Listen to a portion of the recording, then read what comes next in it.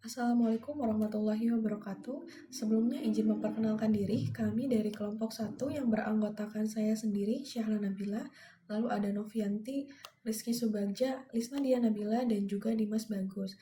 Di sini kami akan memaparkan hasil analisis strategi bisnis dan juga hasil analisis dari strategi multi bisnis kami pada perusahaan Matahari Department Store.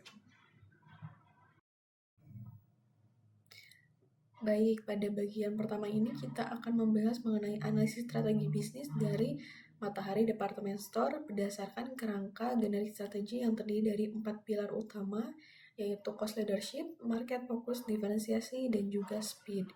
Di cost leadership atau kepemimpinan biaya ini, Matahari berfokus pada menjaga harga jual agar tetap kompetitif dengan cara menekan biaya per unitnya agar lebih rendah dari harga pesaing melalui efisiensi operasional, optimalisasi rantai pasokan, dan juga pengolahan persediaan.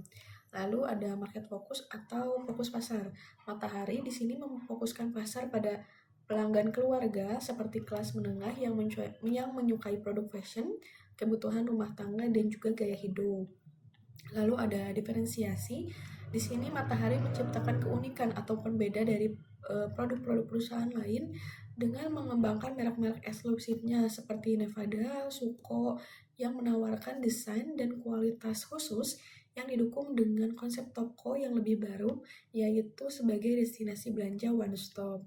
Lalu yang terakhir itu ada kecepatan atau speed.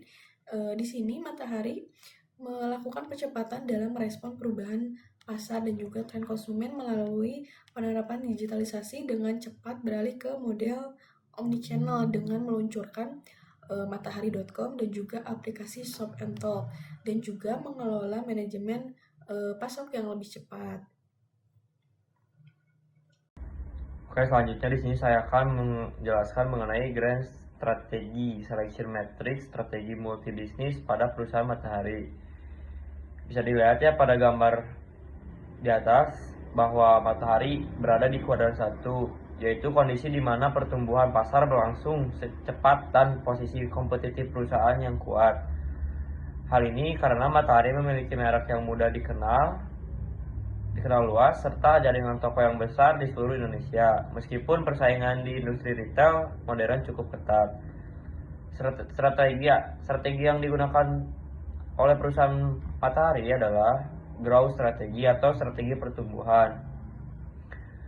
Strategi ini mencakup 4 hal utama. Yang pertama, market penetration, yaitu memperkuat posisi di pasar yang sudah ada. Yang kedua ada market development, yaitu memperluas jangkauan ke wilayah atau segmen baru. Yang ketiga ada product development, dengan memperbarui produk dan layanan agar tetap relevan. Dan yang keempat ada digital transformation, yaitu menyesuaikan diri dengan tren belanja konsumen yang semakin digital. Jadi secara garis besar, Matahari berfokus pada strategi pertumbuhan intensif untuk memperkuat posisi pasar sekaligus memperkuat ekspansi di tengah perubahan perilaku konsumen yang terus berkembang. Baik, selanjutnya di sini kita akan mulai membahas analisis multibisnis menggunakan matriks pangsa pertumbuhan BCG. Di sini merek-merek eksklusif dari Matahari Department Store dibagi ke dalam 4 kuadran utama, yaitu ada Star, Cash Cow, Question Mark atau Problem Child, dan juga Doll. Di bagian Star ini, di bagian kanan atas atau yang menjadi bintang di perusahaan, kita menempatkan merek Nevada dan juga Suko. Merek-merek ini merupakan pemimpin di pasar atau ikon bagi Matahari Department Store sendiri, seperti menjual pakaian casual remaja, dewasa yang trendy. Lalu ada Cash Cow. Di sini di bagian kiri bawah ada merek Cole dan juga Little M.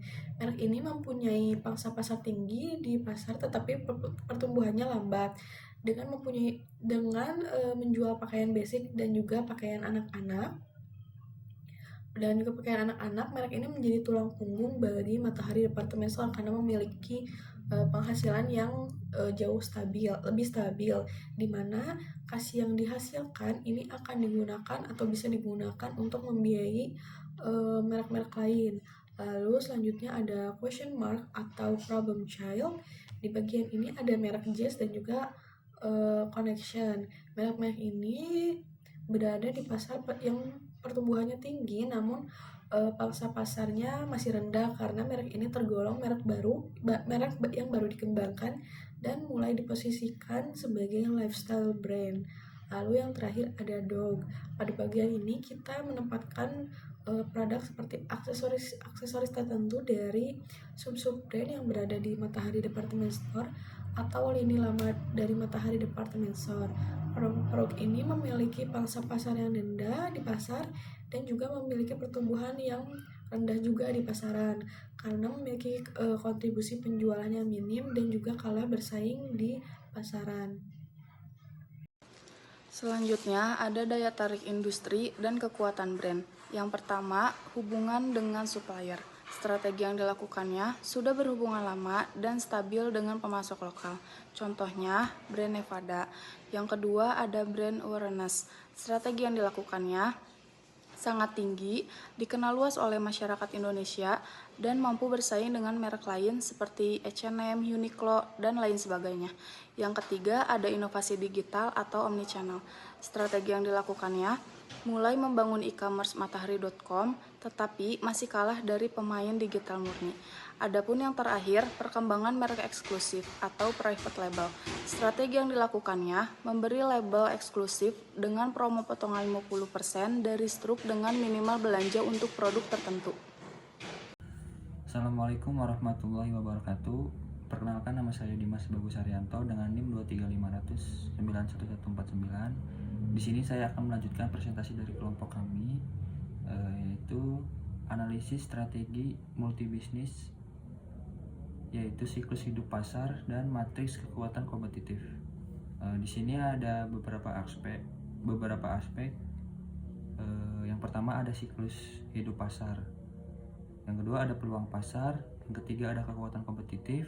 Yang keempat ada posisi matriks kompetitif. Di sini juga ada beberapa komponen dari analisis Matahari Department Store. Yang pertama, tahap maturity atau pasar sudah jenuh, persaingan tinggi, yaitu bersangkutan ke dalam aspek siklus hidup pasar. Yang kedua ada pertumbuhan e-commerce dan tren digital meningkat, yaitu keterkaitan dengan peluang pasar. Yang ketiga ada merek kuat dan pelanggan loyal, tapi inovasi digital masih lemah, yaitu keterkaitan dengan kekuatan kompetitif pada aspek. Yang keempat ada average strong, masih kompetitif tapi perlu inovasi yang berkaitan dengan posisi matriks kompetitif. Yang terakhir ada 4 komponen dari strateginya. Yang pertama ada dari aspek siklus hidup pasar, yaitu efisiensi biaya promosi agresif, tutup toko tidak produktif. Yang kedua ada aspek dari peluang pasar, strateginya yaitu ada kembangkan matahari.com, kerjasama dengan metrik marketplace. Yang ketiga ada aspek kekuatan kompetitif, strateginya yaitu modernisasi merek, tingkatan digitalisasi, dan program loyalitas. Yang terakhir yaitu aspek posisi matriks kompetitif, strateginya yaitu modernisasi merek, tingkatan digitalisasi, dan program loyalitas. Mungkin akan dilanjutkan oleh rekan saya. Baik, materi selanjutnya yaitu ada matriks lingkungan bisnis BCG atau Boston Consulting Group yang dikembangkan oleh Bruce D. Henderson sebagai alat analisis untuk memahami posisi kompetitif perusahaan dalam industri serta menentukan strategi yang tepat. Matriks ini menilai ukuran kekuatan keunggulan kompetitif dan skala sumber keunggulan dalam lingkungan bisnis.